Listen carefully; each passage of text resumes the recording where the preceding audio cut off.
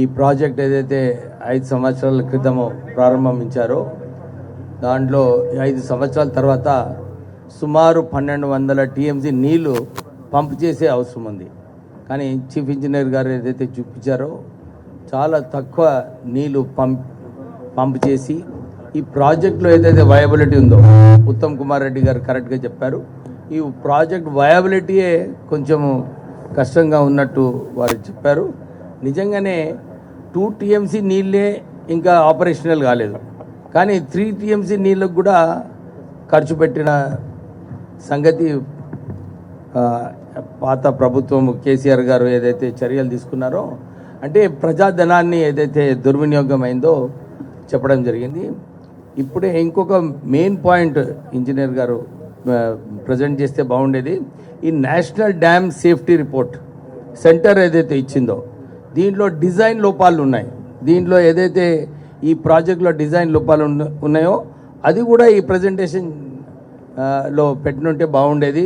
అది సార్ అది కరెస్పాండెన్స్ ఉంది, ఫైనల్ ఇంకా ఇవ్వలేదు, but we are giving that also. Prima facie report వాళ్ళు ఇచ్చిన ఫైండింగ్స్ కు మనం మళ్ళీ రిప్లైస్ ఇస్తున్నాం కరెస్పాండింగ్స్. అది ఇంకా టైం పడుతుంది, వాళ్ళ ఫైనల్ రిపోర్ట్స్ ఇచ్చే టైం పడుతుంది.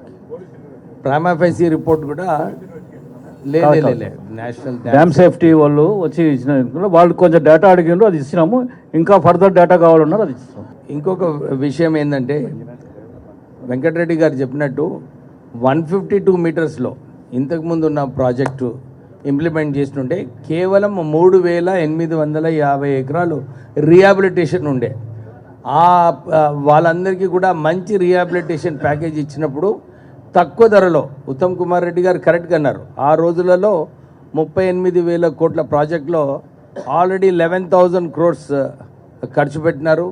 ఆ కాంట్రాక్టర్ కూడా సేమ్ కాంట్రాక్టర్, ఆ ప్రాజెక్ట్కి ఈ ప్రాజెక్ట్కి కూడా సేమ్ కాంట్రాక్టర్ ఉన్నాడు. తొందరగా పనులు అయిపోయేటి. అంటే చాలా లోపాలు కనబడుతున్నాయి దీంట్లో ఈ ప్రాజెక్ట్లో. నేను ఇంతే కోరుతున్నాను, ప్రత్యేకంగా మా చెన్నూరు నియోజకవర్గంలో మంచిర్యాలలో 4 సంవత్సరాల నుంచి ఈ బ్యారేజ్ కట్టడం వలన బ్యాక్ వాటర్ సమస్య ఏదైతే ఉందో పోయిన లాస్ట్ వీక్ కూడా ఉత్తమ్ కుమార్ రెడ్డి గారితో రిప్రజెంటేషన్ ఇవ్వడం జరిగింది. ఈ బ్యాక్ వాటర్ సమస్య కూడా ట్యాకిల్ చేసేది అవసరం ఉంది.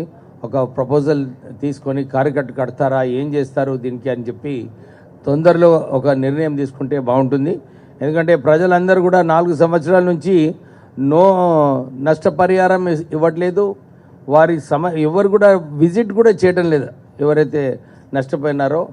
నేను మంత్రి గారికి రిక్వెస్ట్ చేస్తున్నాను, ఈ సమస్యను తొందరలోనే, ఎందుకంటే 1-2 monthsలో ప్రపోజల్ ఏదైతే మీ ముందుందో తొందరగా ఎక్స్పెక్ట్ చేసి ముఖ్యమంత్రి గారితో మాట్లాడి ఇది కూడా వచ్చే వర్షాకాలం ముందు ఇంప్లిమెంట్ చేస్తే బాగుంటుందని చెప్పి కోరుతూ